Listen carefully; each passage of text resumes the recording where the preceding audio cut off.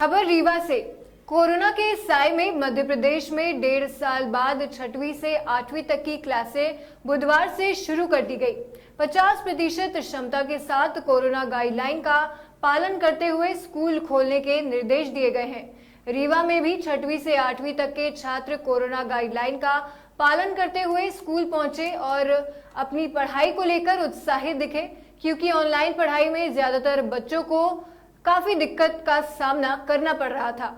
Corona काल के करीब 1.5 साल बाद प्रदेश के स्कूलों में 6वीं से 8वीं तक के छात्रों की पढ़ाई भी शुरू कर दी गई है।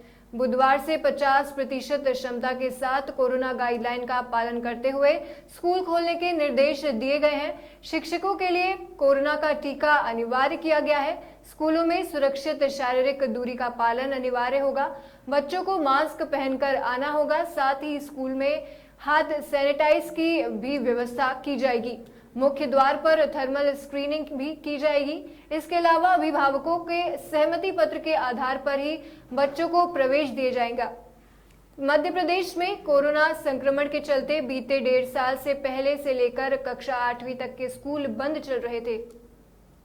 करीब 1.5 साल के बाद अब 1 सितंबर बुधवार से रीवा में भी कक्षा 6वीं से 8वीं तक के प्राइवेट और शासकीय स्कूल के छात्र छात्राएं स्कूल कोरोना नियमों का पालन करते हुए स्कूल पहुंचे। काफी समय बाद स्कूल पहुंचने पर बच्चों में पढ़ाई को लेकर उत्साह भी दिखाई दिया, क्योंकि लगातार बच्चे ऑनलाइन पढ़ाई कर रहे थे। ऐसे में कई चीजें ऐसी थी जो उनके समझ में नहीं आती थी और उन्हें काफी दिक्कतों का सामना करना पड़ रहा था। लेकिन अब स्कूल खुल जाने से ये परेशानी भी दूर हो जाएगी।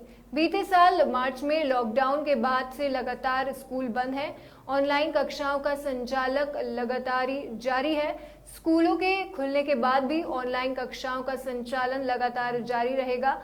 कक्षाओं में सोशल डिस्टेंसिंग और कोविड-19 का पालन किया जाएगा। हालांकि बच्चों को स्कूल आना अनिवार्य नहीं होगा, वो अपनी स्वेच्छा से स्कूल आ सकते हैं। जो बच्चे स्कूल आते हैं उन्हें अपने परिजनों का सहमति पत्र लाना पड़ेगा। बुधवार से स्कूल खोलने के निर्देश के बाद स्कूलों की व्यवस्थाओं का जायजा लेने, साथ ही कोरोना काल के में किस तरह से स्कूल संचालित करना है उसकी ट्रेनिंग देने संयुक्त संचालक भोपाल रीवा पहुंचे और प्राचार्यों को ट्रेनिंग दी।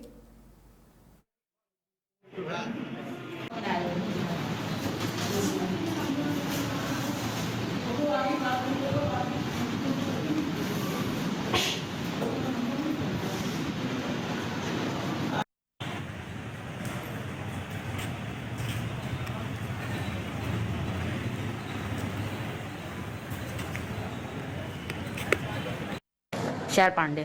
कौन सी कक्षा में पढ़ते हैं? 8th क्लास में। पहले की जैसे 1.5 साल बाद आज ये कक्षाओं में आए हैं आप लोग, किस तरीके का व्यवहार है, कैसा ये व्यवस्थाएं की गई हैं स्कूल के द्वारा? ठीक है, स्कूल 1.5 साल बाद स्कूल लगी है तो अभी ठीक है, पढ़ाई समझ में पढ़ाई में आती। कितना अंतर है? जैसे पहले आप मोबाइल में पढ़ते थे और आज क्लास में बैठ के पढ़ते? पहले ऑनलाइन क्लास था तो उतने अच्छे से पढ़ाई नहीं हो पाती थी, तो लेकिन अभी ठीक है, तो स्कूल में आते थे तो सही ठीक से पढ़ाई। किस तरीके की समस्याएं आती थी पहले?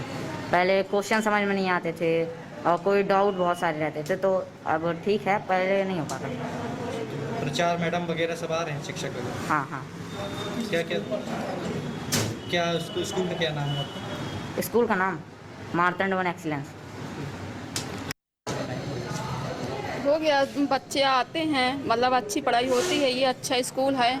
हाँ, इसके पहले तो हम नहीं जानते थे, तो छोटे से डालते हैं, अभी 7वीं से डाले हैं, फिर भी बहुत अच्छी स्कूल है। जैसे ये कोरोना चल रहा था 1.5 साल तक, अभी स्कूलें बंद थी, तो कैसे बच्चे की पढ़ाई होती थी? हो गया, मैं तो एकदम गरीब हूँ, जो कहेगा साफ, किराया से भी रह रही हूँ, फिर भी मेरे बच्चे व्हाट्सएप पे जाता था तो पढ़ते थे। हाँ हाँ, जाते थे, पढ़ते हैं मोबाइल में। और उसके बाद हो गया, बस अच्छी पढ़ाई होती है, हर चीज़ की पढ़ाई यहाँ अच्छी होती है, हम ये जानते हैं। हाँ, 3 किलोमीटर सोच लो हम पैदल आए हैं, आज यही पता है करना कि स्कूल खुल गया कि नहीं, तो आ जाए तो हो गया, खुल गया है, अब आएंगे, घर में भी पढ़ते हैं, आएंगे भी। क्या नाम है बालक का? कौन सी? बालक के मेरा वो सलमान नाम है, मोहम्मद सलमान। कौन सी कक्षा का छात्र है? 8वीं। 2। क्या नाम है बेटा आपका? शिक्षा मिश्रा। कौन सी कक्षा में पढ़ती हैं? क्लास 7। क्या क्या पहले क्या समस्या आती थी? जैसे आज आप स्कूल आई हैं, पहला दिन है आपका, पहले क्या समस्या आती थी और अब क्या सुविधा है? पहले मुझसे पढ़ते नहीं बनता था, हिंदी पढ़ते नहीं बनता था, इंग्लिश पढ़ते नहीं बनता था। नहीं, जैसे मोबाइल में क्या समस्या आती थी? पहले ऑनलाइन आप पढ़ती थी। ऑनलाइन में ज़्यादा समझ नहीं आता था, कभी कभी नेटवर्क नहीं रहता था। अब व्यवस्थाएं ठीक है यहाँ पे? हाँ मास्क वगैरह, सैनिटाइजर वगैरह दिया जा रहा है? हाँ मैडमें आ रही हैं आप पढ़ाने आती हैं मैडम टाइम से? हाँ। ठीक। सर, आज से शिक्षाएं चालू, कक्षाएं चालू हुई हैं 6वीं से 8वीं तक के लिए। क्या किस तरह की व्यवस्था की गई है कोरोना को लेकर के, और क्या नई शिक्षा नीति के तहत? कोरोना को लेकर एसओपी का पालन करने के निर्देश सभी संस्था प्रमुख, विद्यालय के शिक्षकों और विद्यार्थियों और पालकों सबको दिए जा चुके हैं, और संस्था के द्वारा सोशल डिस्टेंसिंग का पालन भी किया जा रहा है। मध्य प्रदेश शासन ने भारत सरकार और WHO के गाइडलाइन के अनुसार 50% जो छात्र हैं उनको विद्यालय में, विद्यालय की जो कैपेसिटी है उस कैपेसिटी में 50% छात्रों को बुलाने के निर्देश हुए हैं। तो इस तरह से सभी संस्था प्रमुख और प्रदेश के साथ साथ रीवा जिले के जो हमारे प्राचार्य हैं, हेडमास्टर हैं, वो सभी एसओपी का पालन करते हुए, सोशल डिस्टेंसिंग का पालन करते हुए सैनिटाइजर और मास्क लगाकर विद्यालय में छात्रों को बुला रहे हैं। शिक्षकों का वैक्सीनेशन भी अनिवार्य है? शिक्षकों का वैक्सीनेशन तो तकरीबन 95% हो चुका है। जिनका नहीं हो पाया होगा वो निरंतर चल रहा है, तो वो हो जाएगा। सर, नई शिक्षा नीति के तहत क्या कुछ बदलाव भी आए हैं? नई शिक्षा नीति के तहत सबसे पहला बदलाव तो ये हुआ है कि जो गुणात्मक शिक्षा लाने का प्रयास किया जा रहा है, और गुणात्मक शिक्षा के साथ साथ बच्चे के समग्र विकास की ओर ध्यान देते हुए पूरे देश में CBSE पाठ्यक्रम को लागू कर दिया गया है। और जो उनकी मंशा है माननीय प्रधानमंत्री जी की, नई शिक्षा नीति के अनुसार हम गुणात्मक सुधार के लिए निरंतर प्रयास कर रहे हैं। इससे छात्रों को क्या फ़ायदा होगा नई शिक्षा नीति? छात्रों को ये फ़ायदा होगा कि वो व्यावसायिक शिक्षा से जुड़ेंगे, प्रोफेशनलिज्म डेवलप होगा और खेल कूद को बढ़ावा दिया जाएगा और व्यावसायिक शिक्षा को बढ़ावा होगा, ताकि बच्चा 12वीं के बाद 10वीं के बाद ही वो रोजगार मूलक शिक्षा प्राप्त करे, जो ITI जिसको हम कहते हैं। तो ITI से इतर कक्षा 11 और 12 में व्यावसायिक शिक्षा के 29 पाठ्यक्रम पूरे प्रदेश में चल रहे हैं। इस 29 पाठ्यक्रमों में से हमारे बच्चे जब 12वीं निकल के जाएंगे तो वो सीधे अपना रोजगार स्थापित कर सकते हैं, और उसके लिए माननीय मुख्यमंत्री जी ऋण अनुदान की भी व्यवस्था है, और वो बच्चा रोजगार में लग जाएगा।